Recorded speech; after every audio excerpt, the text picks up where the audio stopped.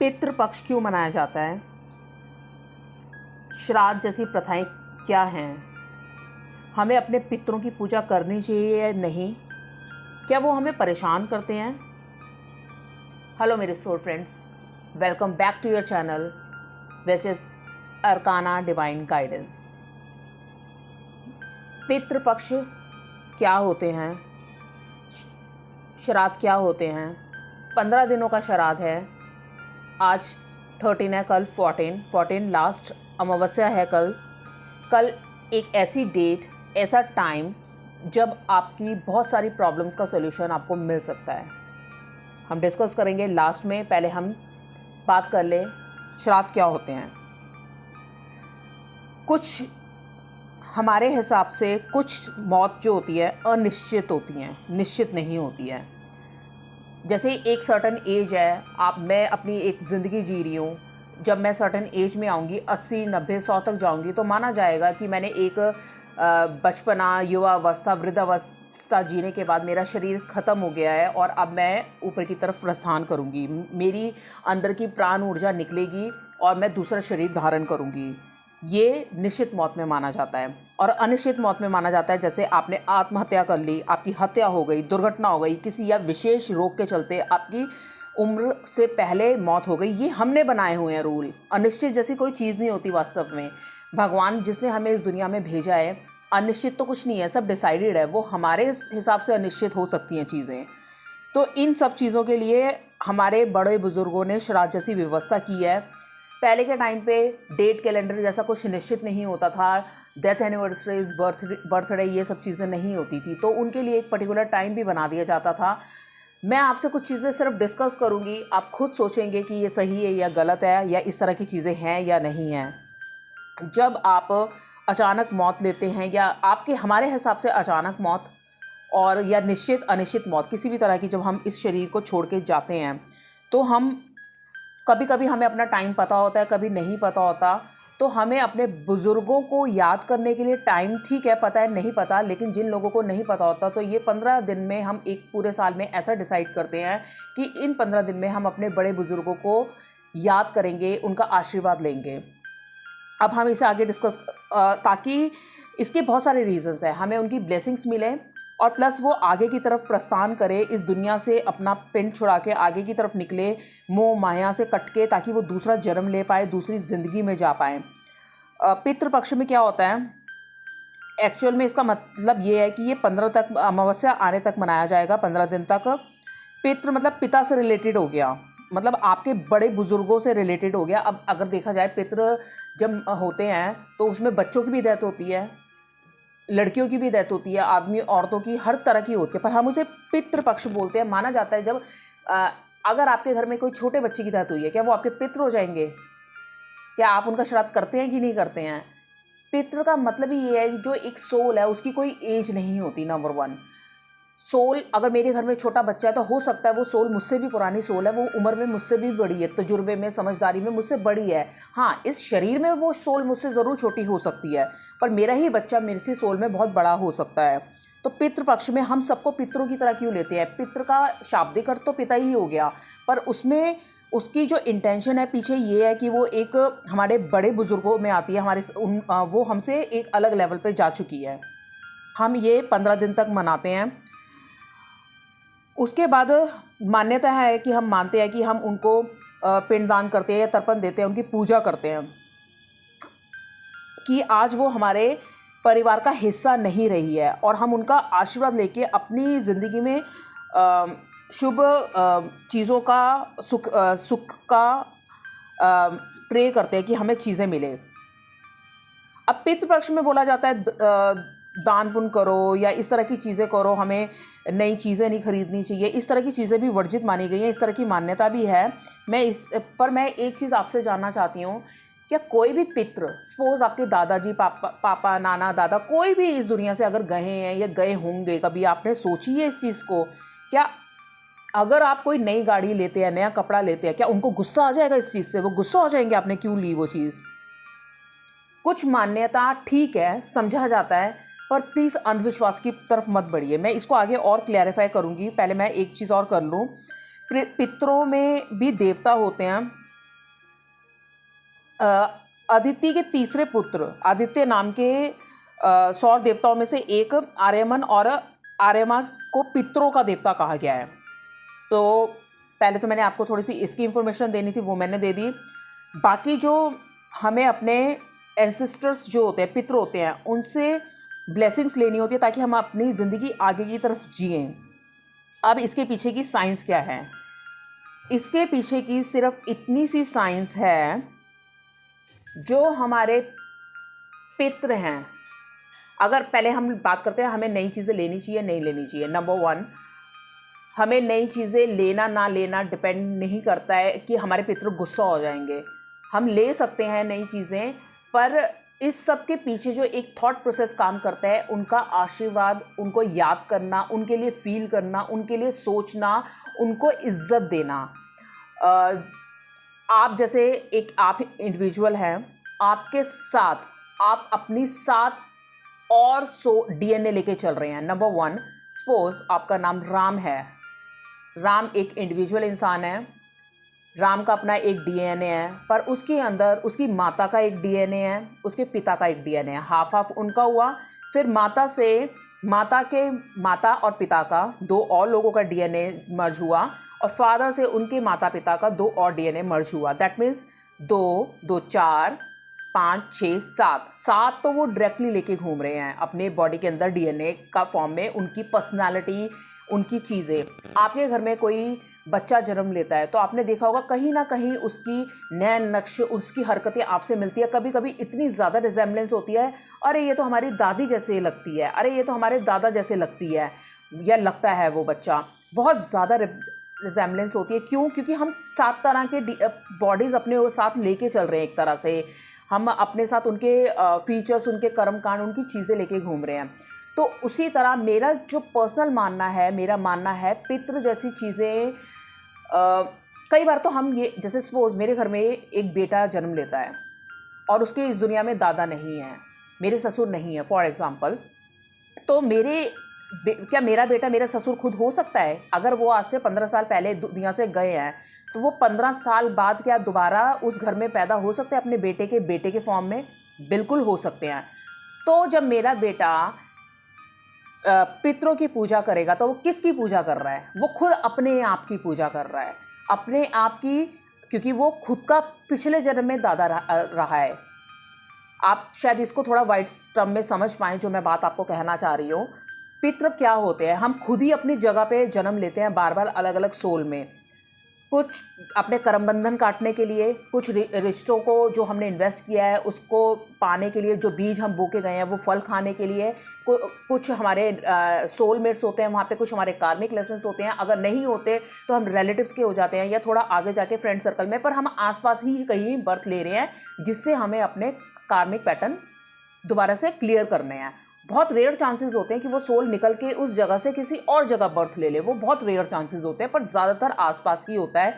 दूर दराज में, दोस्तों में, यारों में, आसपास ही होती हैं वो चीज़ें।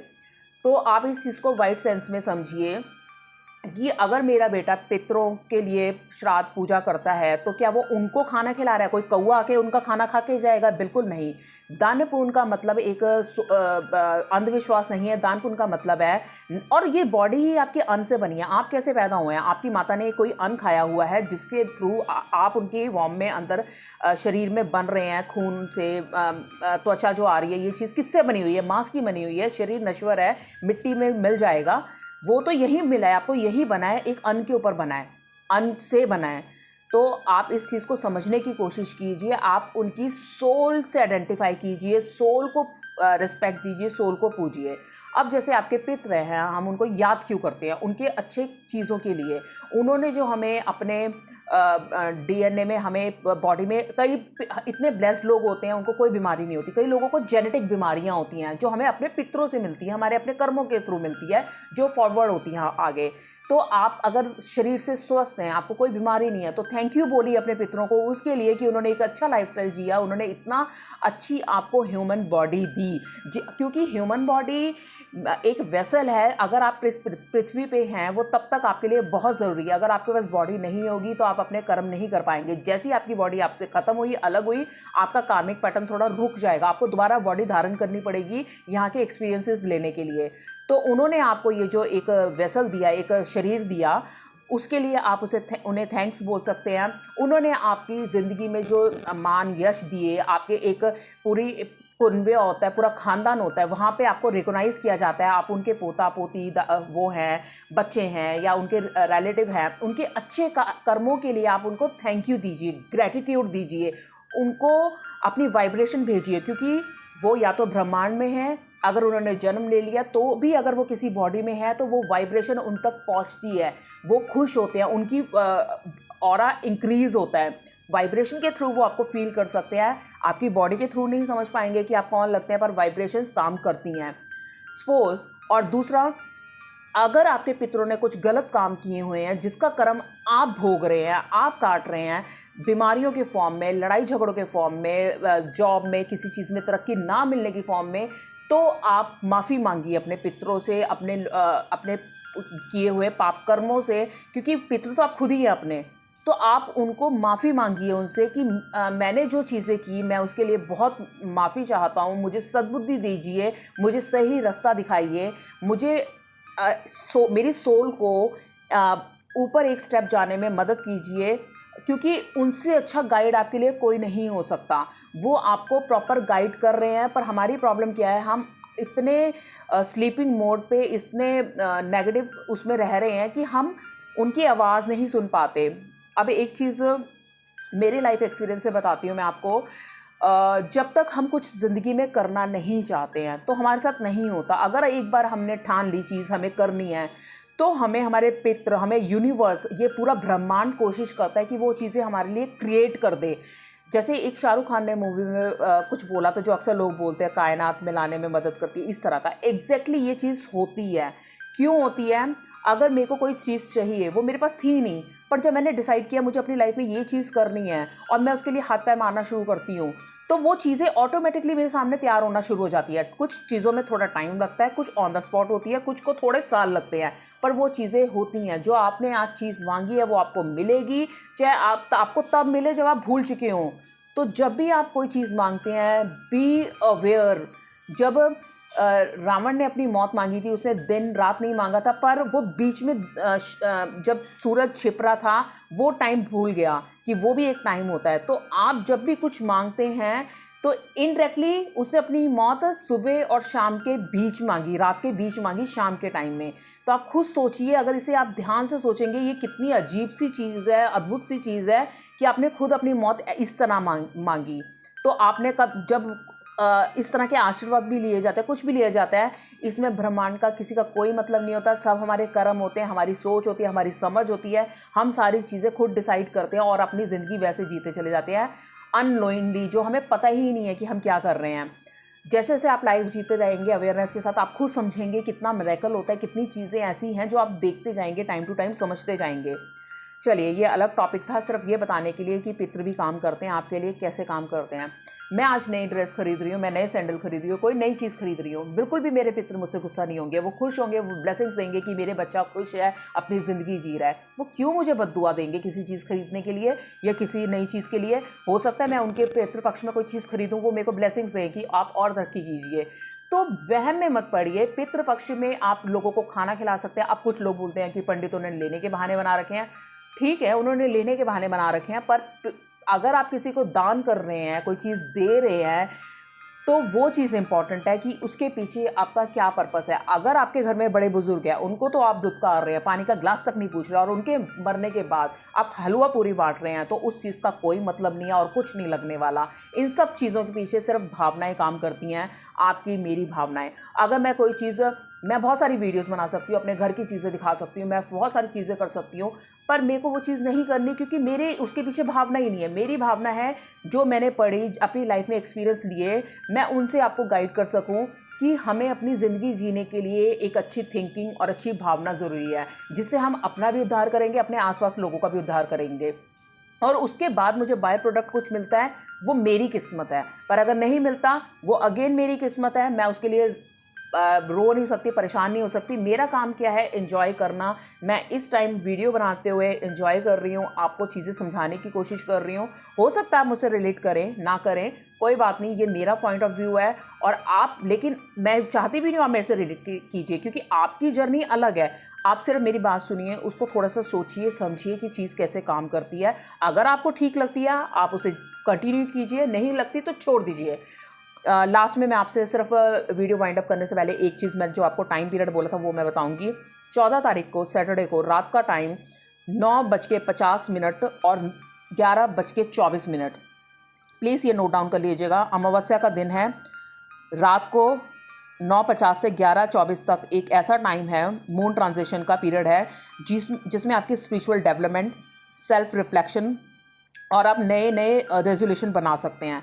इस टाइम पे आप अपनी आत्माओं को कांटेक्ट कर सकते हैं, अपने जो बड़े बुजुर्ग हैं उन मेडिटेशन की फॉर्म में आप उनसे बात कर सकते हैं। अगर आप उनसे बात करेंगे, उनसे बोलेंगे कि प्लीज़ वो आपको रास्ता दिखाएं, वो रास्ता दिखाएंगे सपनों की फॉर्म में, वो रास्ता दिखाएंगे किसी और के थ्रू, वो चीज़ बुलवा के वो रास्ता दिखाएंगे, आपके दिमाग में थॉट ला के बहुत सारी चीज़ों से वो आपको इंडिकेशन देंगे। अब वो आपको इंडिकेशन समझना पड़ेगा कि आपके पितृ, आपके बुजुर्ग आपको क्या दे रहे हैं। पितरों में जिसकी आप क्लोज है, उनको याद करके, उनके लिए रिस्पेक्ट दे के, उनको थैंक यू बोल के और गलत कामों के लिए सॉरी बोल के, ग्रेटिट्यूड की फीलिंग रख के और गलत काम ना करने की शपथ लेके, सही रास्ता देखने के लिए उनसे प्रेयर लेके आप इस चीज़ को आगे बढ़ा सकते हैं। बहुत अच्छा टाइम है, ये लास्ट दिन है पितरों को याद करने का। वैसे तो पितरों को हम हर रोज़ याद कर सकते हैं, पर ये वो पर्टिकुलर टाइम पीरियड है जब वो आपको थोड़ा उनकी वाइब्रेशन और आपकी वाइब्रेशन आके सेम फ्रिक्वेंसी पे हेल्प करेगी आपको। रेडियो स्टेशन पे हज़ारों म्यूज़िक बज रहा है, सारी जगह बज रहा है, बस प्रॉब्लम ये है कि जब रेडियो स्टेशन का वहाँ पे फ्रिक्वेंसी ऑन हुई, इधर आपने अपनी फ्रिक्वेंसी मैच करवाई, आपको वो गाना सुन गया। पर अगर आपने ही ऑन नहीं किया, उधर से ऑन नहीं हुआ, तो आपकी फ्रिक्वेंसी मैच कैसे करेगी? आप अलग अलग जगह पे बज रहे हैं। बस ये वो टाइम है जब आप एक साथ आपकी फ्रिक्वेंसी मैच करने जा रही हैं। आप प्लीज़ थोड़ा सा टाइम देके मेडिटेटिव फॉर्म में बैठ जाइएगा, प्रेयर करिए इस टाइम पे, रात को 10 से 11:30 के बीच में।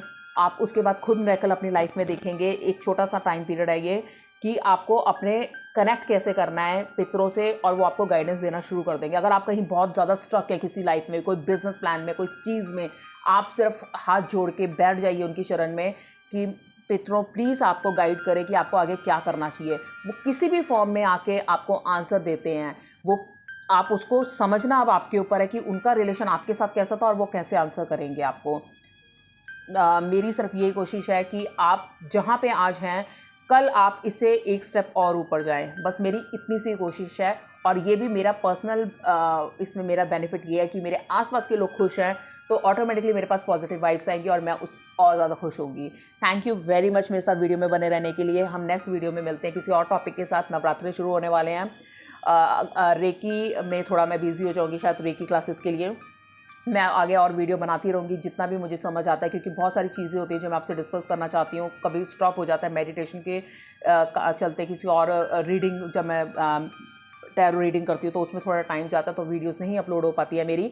तो श्राद्ध में भी प्रेयर्स का चल रहा था, अब आगे नवरात्रों में भी, क्योंकि ये टाइम जो है थोड़ा हाई वाइब्रेशन का टाइम होता है, जब और दिनों से थोड़ी वाइब्रेशन हाई होती है। तो इसमें अगर काम करते हैं तो और दिनों के मुकाबले ये काम थोड़ा इफेक्टिव रहता है, थोड़ा जल्दी होता है, आपको कम मेहनत में ज़्यादा पुश मिल जाता है।